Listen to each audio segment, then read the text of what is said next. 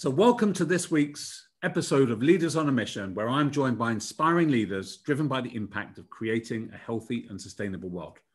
In today's episode, I'm joined by Ed Rogers, entrepreneur and CEO of Bonumose, a mission-driven startup using science and technology to create the holy grail of healthier sugar. And Ed, it's great to have you on today. Thanks so much for agreeing to come on and be my guest today. Sure, Simon. Thank you for having me. You've had some very interesting guests in past podcasts, which I've listened to. I think I'm afraid you got your work cut out for you today to make me sound as interesting as your prior guest, but I'm ready to have a go if you are. I certainly am. I don't think I do anything, basically. I think you're just being a bit modest, aren't you, Ed? We'll let your listeners decide. Absolutely. So tell me, where did it all start for you? I'm just thinking about kind of the early influences, as it were. I'm thinking about, growing up and, as you go from childhood to adulthood, some of the kind of major influences on a young kind of Ed Rogers growing up. Yeah. So like a lot of people, my mother and father were my primary influencers. I'm fortunate to have had a loving mother and loving father. They're actually still alive. So I still have a loving mother and father. They didn't necessarily influence my career choices as much as it was the principles that they imbued in me and as well as my brother and sisters. With my father, it was a sense of fairness. He was always talking about what's right, what's fair, what's the right thing to do. Also learned from him, at least I hope so, the importance of hard work and resilience. I remember he would talk about when the ox is in the ditch, you don't ask whose job it is to get the ox out of the ditch, or how did the ox get into the ditch, or what day of the week it is, or gee, it's kind of muddy down there. You just get in the ditch and you get the ox out of the ditch. My dad was also very innovative. And so hopefully some of that has transferred over to me. Maybe that's where I got interested in innovation. When he would coach us in Little League Baseball, he had a variety of innovative strategies for the game that sometimes upset the opponents, but worked out really well for us. And so I learned a lot about creativity from him. A few other things about my dad is that I remember he had a quotation from Teddy Roosevelt, one of the U.S. presidents, on his desk, and it talked about how it's the man in the arena speech that a lot of people are familiar with, and it talks about how if you fail, at least you fail while daring greatly, and so that made a big impression on me. It's actually something that my son has on his desk now, it has carried through the generations. Another thing about my dad that I recalled was that he used to take us to factories. We would go see how things were made. I remember going to a pickle factory, a plastic factory, and just different places to see how things were made. And so that was fascinating to me. What did he do for a career, Ed? Yeah, so my dad was a lawyer. And actually, I went into law as my first career. And so you could say that he influenced that, but he certainly did not try to influence me in that direction. But he was a lawyer, and then went on to become a magistrate judge and has recently retired. So he was not involved in food at all, except for, I'll tell you some anecdotes about his dabbling in healthy food that did have an influence on me. On my mother's side, for my mother, the other main influence in my young life, she did not work outside the home. She obviously worked very hard in the home. But one of the things I remember from my childhood is that she allowed me to experiment in the kitchen. So there was something called that I used to make called Eddie's soup. I believe it was a mixture of chicken noodle soup and tomato soup. It did not catch on as a phenomenon in the United States or anywhere else, and I doubt it ever will. My mother also, I probably got from her a love of nature, so of plants and animals. We had a garden. Also learned from my mother a love of the land.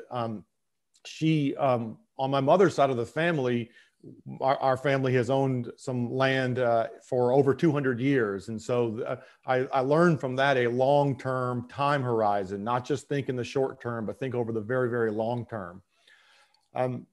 So I also had my grandparents were also influencers. Should I continue or?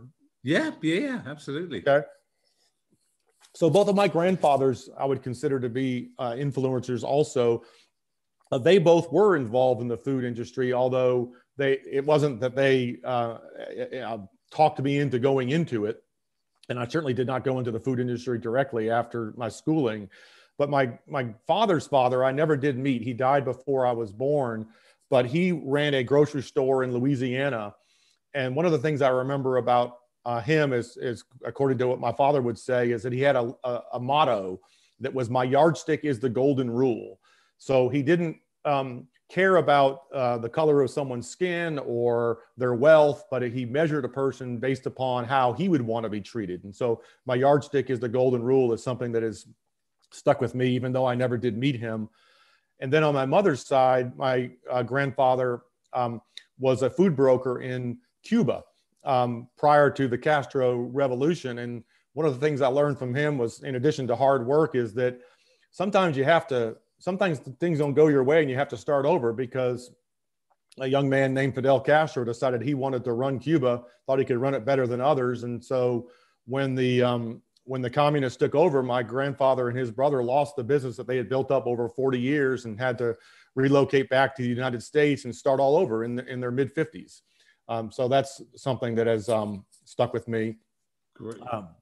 Great. No, that's really good. And tell me then, when you started out your career, right? You started out your career. I know you went down the law route first of all. Mm-hmm. If I would have said to you, you're going to be an entrepreneur, founder, and CEO of of a early stage mission-driven business, would you have seen that back then? So I don't know. I did as a child dabble in entrepreneurship. I don't know if this is something to be proud of, but I would buy candy.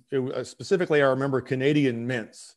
I don't know if you know what Canadian mints are, but they're small, round mints. And I would sell them to my sisters for a nickel a piece or 3 for a dime.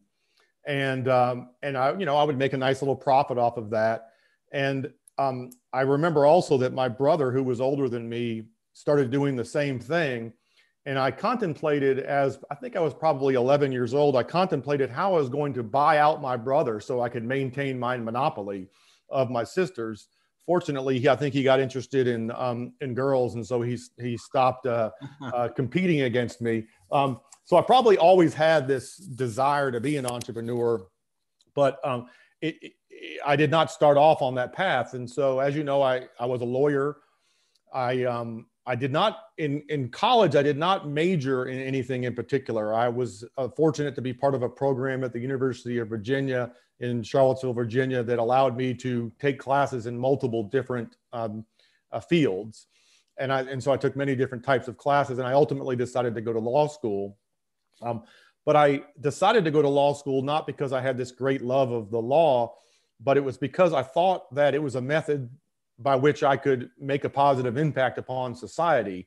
I mentioned in my admissions essay to law school, a poem by Robert Frost, a famous American poet, who talked about his object in living is to unite my avocation and my vocation. So I thought, well, through the law, I can make a living, but also make a positive impact. I was quickly disabused of that notion after I became a lawyer. Right. But that's the reason I went into the law to start. Okay. No, fair enough. And I know that you kind of, just looking at your background, it looked like, before you became CEO, you founded Bonumose, right? I co-founded it with Dr. Dan Michelecki. Yes. Right. Before you did that, it looked like you were very involved with growth ventures, and it looked like you were very involved with entrepreneurial kind of activities. Maybe tell us a little bit about that and that journey. Sure. So what you're referring to is I had a role with an organization called Foundation Growth Ventures. It was designed to bring entrepreneurial companies to an area of the state of Virginia that was not known for startups. And so what we were able to do was to design a grant-funded venture capital program where there was a state of Virginia program that allowed for certain companies to have incentives to relocate to this area But as opposed to doing that as just a handout to the companies, we did it as actually taking an equity position in the companies. It was a way for us to sort of hold the companies more accountable, but also to build up an investment portfolio for this small foundation in Southwest Virginia. So that was interesting. I wouldn't say that was the part of my career that I reflect back on the most fondly, but I can talk about it some more, or I can talk about some of my earlier jobs. Yeah, I was going to say I'm thinking about before you co-founded the company. Oh yeah, yeah. So yeah, I think you're probably referring to the job I had right after the law. It might be interesting to go back even a little further. My first job out of high school was working with a breeder of collies, so dogs. He had probably 30 or 40 of them. And so my job was to walk through the yards and scoop up the dog poop. So my literally first job was scooping poop. And it's hard to go down from there. The only way is up. Yeah. Right. One thing that taught me was humility. And so, but that was I do reflect back fondly on that particular job. Despite the fact that I did not enjoy the law, practicing law, I do have some fond memories of that. Maybe I should explain what it was about the law that I found unappealing. Yeah. I think that's a good point. Yeah, absolutely. So my first real job out of schooling was practicing law, and I practiced law for almost 10 years. And I had these grand visions of why I would go into the law, but the law is almost contrary to entrepreneurship in the sense that is, at least in the United States and maybe in other Western countries, the law is based upon precedent. It's based upon what you have done before. So not looking forward to what could we do, but what has happened before. What does the law say? What have previous legal cases decided? And so it's based upon precedent. And so I described it as a long march backwards. You're always looking where you came from. And that did not really suit my personality. And I recall having some discussions with the senior partner in my law firm. All these people I practiced law with were wonderful people. But I said, why don't we try this? And his response was, well, we've never done it that way before. And so that sort of struck me as odd. And I think what it was is that I'm a bit like, if you have mildew on your wall and you paint over the mildew is going to come back. I was the mildew. I was the entrepreneur in me was the mildew. And even though I was doing other things, I could not keep that from growing back, that desire to do something innovative. I did have some interesting experience as a lawyer, but ultimately decided to leave. There's I think he's a German poet called Rilke, who wrote a book called Letters to a Young Poet, or at least it was compiled into a book. And he was giving the advice of to this young poet, you should write if you have to write. I mean, if that's something you must do, then you must do it. And so I felt like I must leave. I could not stay. And even though venturing can be a dangerous thing and can be something that people question why you do it, there's I think it's the Danish philosopher Kierkegaard talks about how that if you don't venture, you can lose yourself. And so I ultimately reached the decision that I needed to leave the practice of law because I was going to lose myself. Fortunately, I did not lose my wife in the process. She agreed to let me do it, but it was the desire to go out and do something entrepreneurial. Big move, a really big move, and a brave move as well, right? Because when you know what you know and you're earning a living, it's sometimes difficult to step out and make that change. So I think that's great. And so, how did you get kind of acquainted with your co-founder?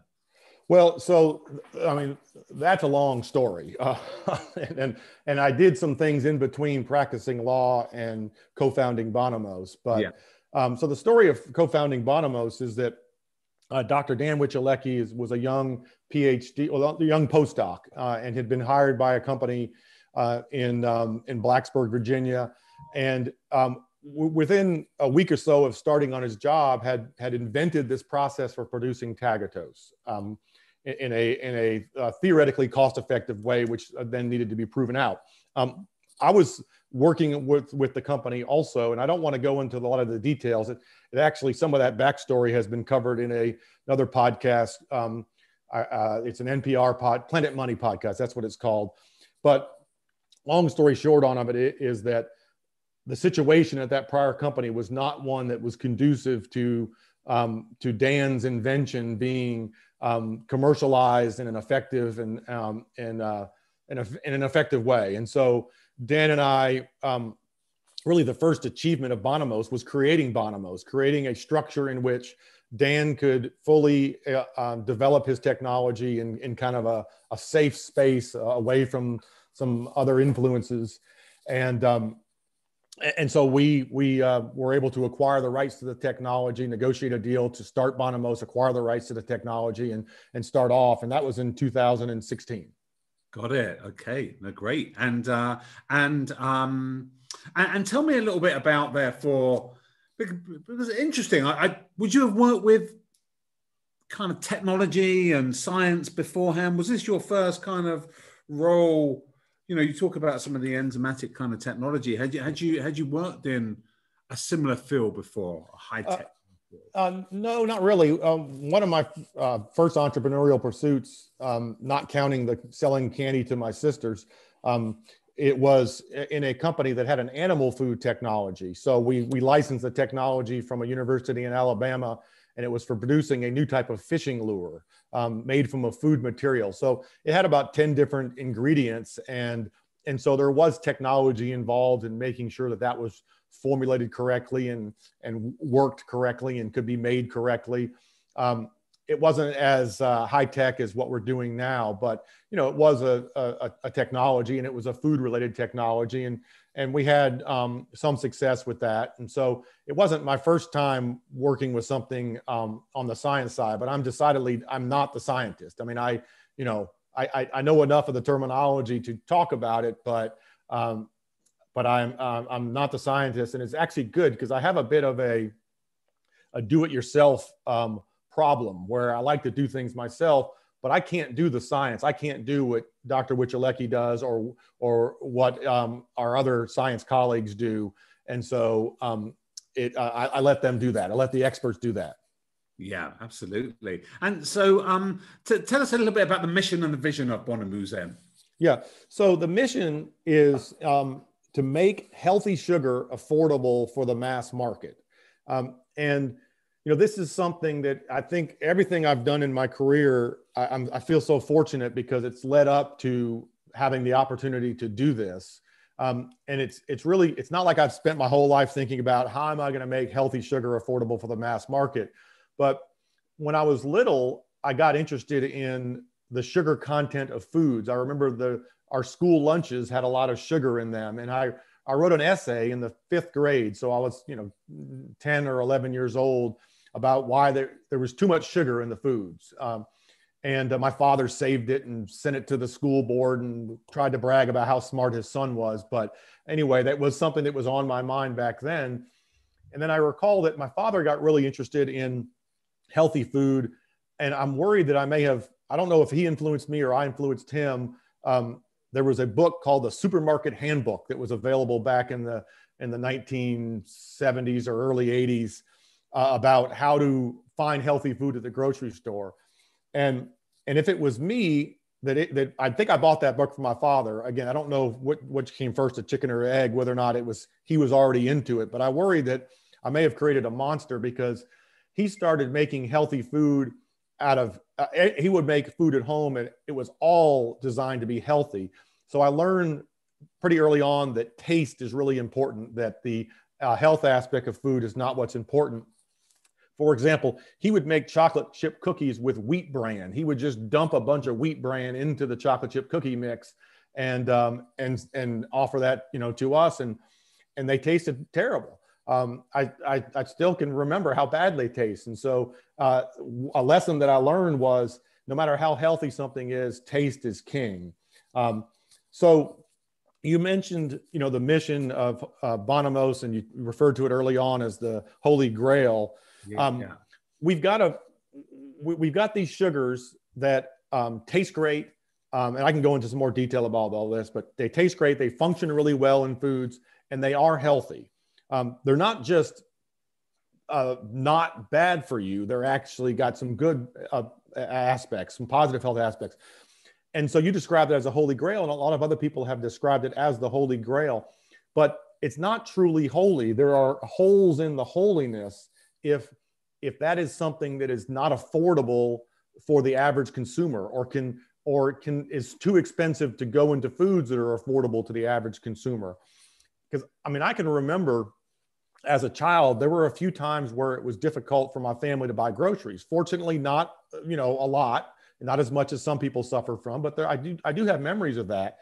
And so, to use the Holy Grail analogy, what we are making, it is really, really important that we make something that is affordable. Are you familiar with the movie Indiana Jones and the Last Crusade? Yeah. All right. Yeah. So they're looking for the Holy Grail, and there's a scene at near the end of that movie where they're in a cave or something, and they're trying to decide among all these different cups that are on a table which one is the Holy Grail, and the bad guy picks up a golden jewel encrusted cup, thinking, well, that's the Holy Grail, and it's not. And instead, Indiana Jones picks up a very simple cup, and he said, that is the cup of a carpenter. And so our products, if they are going to be the Holy Grail, need to be something that are affordable for carpenters, and the products they go into need to be affordable for carpenters. And so that is really our mission, is to make healthy sugar affordable for the mass market. And we can do that. Excellent. I'm sure though, something like that, it must be affordable over a period of time. I'm always used to hearing about when you're scaling and you're building, the price comes down, for instance. How do you see yourself getting to that point? Sure. So, yes, there will be some of that, but we have a very efficient process that has no impediments to scaling.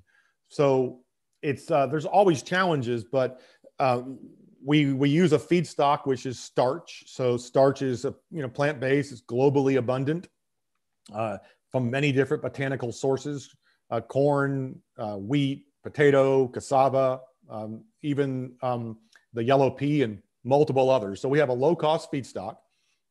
The process we use to convert that starch to healthy sugars looks a lot like the process that is used to convert glucose to fructose. So it's the same type of equipment you would see in a high fructose corn syrup facility, with some crystallizers added to the end to make it into a powdered granulated product. So it's not like we have to invent all new equipment. And we're using enzymes. Enzymes are fairly common in the food industry. And so we've got all the pieces already there to offer an affordable product. Now, at a small scale, the capital costs are less efficient and the labor costs are less efficient than at larger scales. But it's certainly, I think long before we get to the scale of high fructose corn syrup production, we will be able to match or beat the cost structure of high fructose corn syrup. We have a higher conversion rate and start off with a less processed feedstock. So I think we've got all the pieces that can lead to a massively affordable mass market sugar globally. Wow, absolutely. And tell me, with the technology, you talk about the patented technology, or is it a specific enzyme that you guys therefore have created, for instance, that does this? Is that the power of the technology? It's really more of process patents. So what we have done is discover the enzymes that can achieve the conversions that we want. And then we have patents around the process of using those enzymes for converting into tagatose or allulose, and also multiple other monosaccharides. So process patents more so than enzyme patents.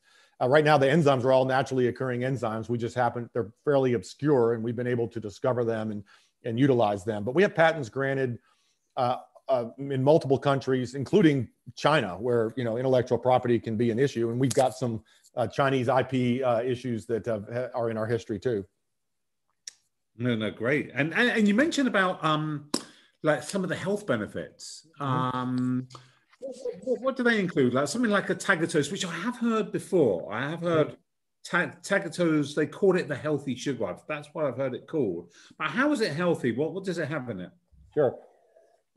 So tagatose is a monosaccharide. It actually has the same chemical formula as glucose or fructose or galactose and some others. It is a naturally occurring sugar. It just occurs in very, very tiny quantities in some plants and some grains and fruits. So too small to harvest. And real quickly on the sensory aspects of it, it tastes almost indistinguishable from regular sugar without any aftertaste. It's got the functionality of regular sugar, not exactly, but it's very, very close to a drop-in replacement. But on the health aspect, so it's safe for teeth. It does not, the microbes in the mouth do not break it down in a way that causes the acid that leads to tooth decay. And so it's safe for teeth, actually good for teeth. Tagatose helps break up dental plaque, so it could be used in toothpaste and mouthwash. It's low calorie.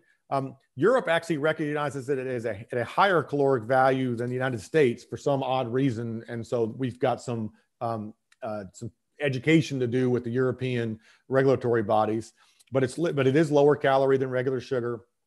Does not increase blood glucose levels. Right. Okay. It's got a kind of low glycemic index, is it? Absolutely. And not only does it not increase levels, it actually helps decrease levels when consumed with other sugary and starch foods. And in Europe, it's even, you can put that on the label, that it has a blood glucose lowering effect. And then the last one that's really significant to mention, there are actually many, many others, but the last one I will mention is that tagatose is a prebiotic. So it's like dietary fiber. It gets into the large intestine where it feeds the good gut bugs, and it's doing all the things in the gut that are important for overall health, and short chain fatty acids. It helps with immunity. It's doing all the good things for gut health that dietary fiber does. Wow. Sounds like an exceptional kind of product. And, how many years ago was it that you co-founded the business? It was 2016, so not quite 5 years ago. 5 years ago. I mean, it would feel to me like over the last 5 years, there has been so much talk about the challenges of the crippling health costs of excess sugar and diabetes, for instance, and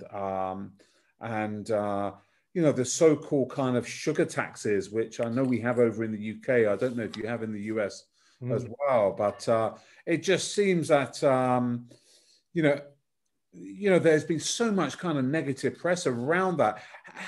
I suppose over the last 4 or 5 years, have you seen that escalate greatly?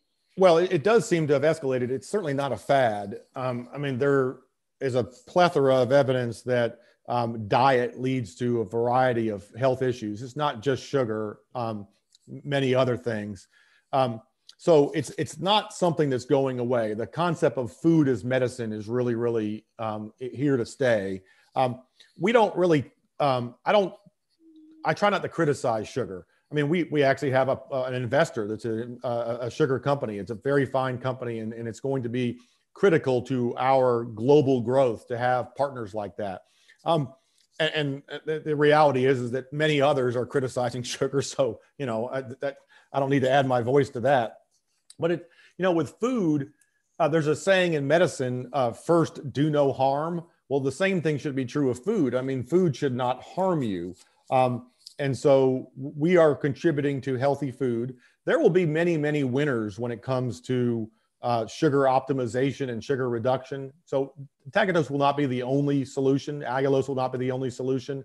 We think that they are so close to drop-in replacements to regular sugar, have the sensory aspects, the functionality aspects, the health aspects, and then our low cost, that we can be among the biggest of winners, but there will be lots of solutions. Now, specifically with sugar taxes, I would prefer that they go away. I do not support sugar taxes at all. I mean, there was an American jurist that said the power to tax is the power to destroy. And I just don't believe that governments ought to be in the business of destroying business. So do not believe in them at all. Yeah, no, absolutely. Absolutely. I think though that the post-COVID situation has really shone a light on health and wellness kind of concerns that relate to diet, and it really has been really apparent over in the UK. I'm not so sure what it's like in the US. Oh yes. No, you're right. It has. I mean, I think in the early days of COVID, people were forced to stay in their homes, and they were retreating to comfort foods, and those comfort foods often were not healthy, and so they may have led to decreased immunity. So shining a light on the importance of healthy food would, I absolutely agree with that. COVID has been tragic for many, many small business owners and employees, and I grieve for the opportunities that have been lost because of COVID. But it has heightened the awareness of the necessity of healthy food, and again, it's not going away. Yeah. Yeah. So tell me, it's interesting. I was talking to my wife about this. The future, when you think about the future of food and you think about this type of technology and the products you're making, what does that look like from am I eating a beautifully tasty, healthy sugar bar with no sugar in it, for instance, or no kind of high GI? Am I going to be buying a label of sugar which, shows it's actually good for me, for instance? Yeah. So I do not think sugar itself will go away. I mean, sugar is the gold standard of sweeteners. It tastes great. It is provides a lot of functionality in foods, structure to foods. It actually is a antimicrobial, and it's cheap. So I don't think sugar is going away, but I think that there will be things such as tagatose and allulose and other solutions that are much more prevalent. Hopefully without driving up the cost. In our case, there will not be a need to drive up the cost. I think in the United States, there's surveys that show that roughly half of consumers look on the label to look at the caloric value and the sugar content. And then there's also surveys that show that half of consumers, the thing that they're concerned most about is the cost, or I guess you could say taste and cost. And I think in the case of tagatose and allulose, but probably more so tagatose, we would appeal to both halves. We'll appeal to those who are interested in making sure that their products contain healthy sugars, but also to those who really just want something that tastes great and is not too expensive. And you could almost have a stealth health, like you have healthy sugars that are in there, but the manufacturer doesn't need to brag about that. They're just producing a product that is healthier for their consumers. And that's ultimately, good for their consumers and good for society. Yeah, absolutely. And look, clearly really exciting, technology. And I know it's been a kind of, 5 years, over the last 5 years or so, would have been a long journey. Well, where do you see the business, from now? What are your kind of hopes, aims, and ambitions? Sure. So, sometimes 5 years seems like a long time. Sometimes that seems like a short time. We're very pleased that just recently we closed an investment from two iconic companies, one of them being Hershey's and the other being American Sugar Refining, which is the parent company of Tate & Lyle Sugars in the UK, and also the parent company for Domino's Sugar in the United States. So these two really iconic companies in the food industry. And what's that doing is that's giving us the ability to start up our first manufacturing facility, first commercial scale manufacturing facility. But I just want to say a little bit more about those two companies. This was, as I understand it, the first venture deal that American Sugar Refining did. So we're excited to be their first deal. And when it comes to Hershey's, they've done venture deals before, but they haven't done food tech deals or food ingredient deals, at least that I'm aware of. And so it was something kind of unique, and they co-led the round. It was a joint investment. So we're very, very pleased to be working with these companies. I actually find both of them to be fascinating companies. So as far as where we're going, I mean, we will be, American Sugar Refining is our distribution partner exclusively in the United States for tagatose and allulose, and it also includes Canada, Mexico, the UK, and parts of Western Europe. And so we will be distributing globally out of that first plant. We will be building additional plants right on the heels of that first plant. We already have them lined up.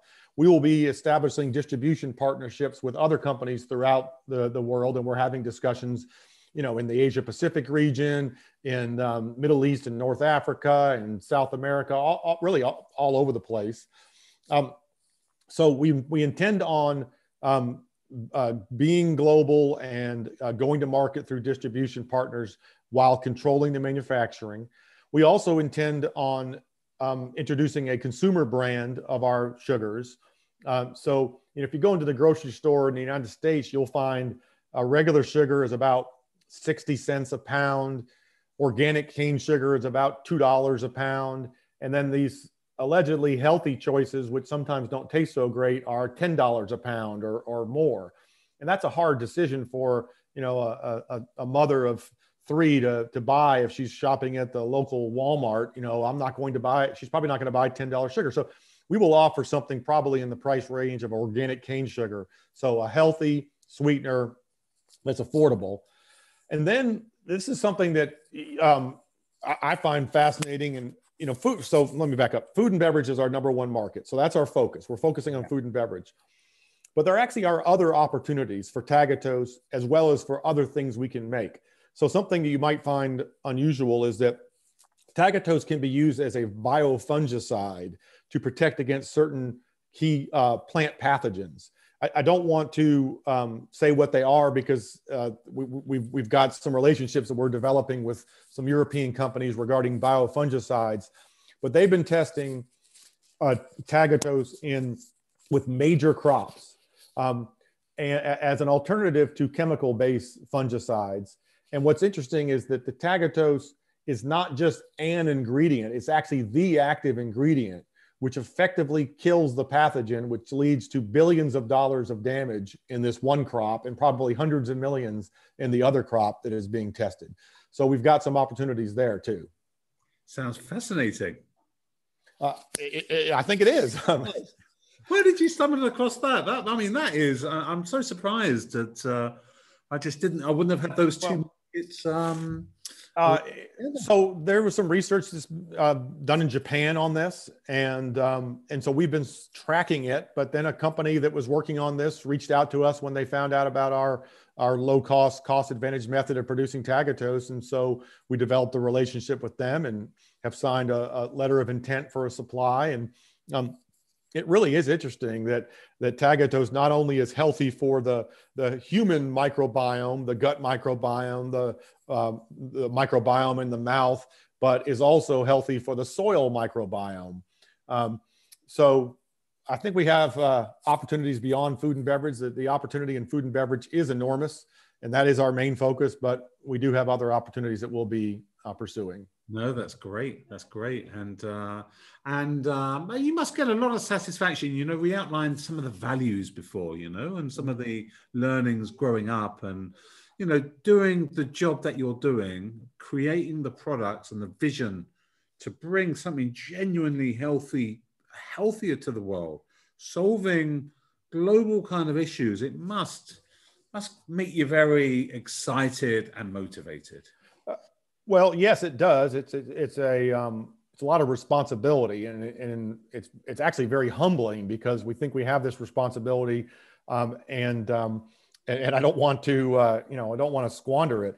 I believe in business as a moral imperative, meaning that if a business has the ability to positively affect society, then it has the responsibility, and so we have the ability. And so I believe we have the responsibility. And you were talking about mission and culture. So we have an acronym we use called COVER, and it describes the groups that we intend on serving. And so the C of COVER stands for consumers and customers. So we want to provide healthy food ingredients that allow our CPG customers to provide healthy products to their consumers. And if we can serve them, then the rest of our goals will fall into place. The O of cover stands for owners. So we intend on creating wealth for our owners, which, by the way, include some of our employees, or actually all of our employees at this point. The V is for value chain. So our distribution partners, our suppliers, we want to create wealth opportunities for them. E is employees. We provide opportunities for employees to feed their families. There's so much more dignity in earning a living for feeding your family than there is in getting charity. And so we intend on and it's a great responsibility to have employees that ultimately that you're responsible for. And then the R is just to make the word fill out. R is for realm. So we want to have a positive impact upon the world with what we're doing. I think we can do this. I mean, business is capable of conducting miracles. Many miracles have occurred through business. The blind have received sight, the deaf hear, the lepers are cleansed. The entrepreneurs have done all of these things. I don't know that we're doing something as important as healing blindness, but I think we're doing something that is important, and it's gratifying, it's humbling, it's a big responsibility, and I try to remember to always have an attitude of gratitude, because there's so much, I hate the word luck, but there's so much luck that goes into this also. Fortune favors the bold, and so we want to be bold, but if you think about, there's so much in business that is beyond our control. There's a famous movie, Saving Private Ryan, U.S. movie about World War II. And I remember there's a scene there where the U.S. soldiers hit Omaha Beach. One person goes left and he gets shot and he's dead. One person goes right and he lives. And it wasn't like the person who went right was smarter. It's just, that's the way the bullets flew. So I'm grateful for the opportunity we have. I'm grateful for the successes we've had so far. And I'm grateful to be in this position of trying to make an impact. No, that's great. That really is. And Ed, it's been wonderful having you on the show today. And I really wish you guys all the very best. And thanks so much for joining. I really enjoyed the conversation today. I was glad to have the conversation, Simon. Thank you. Pleasure. All right.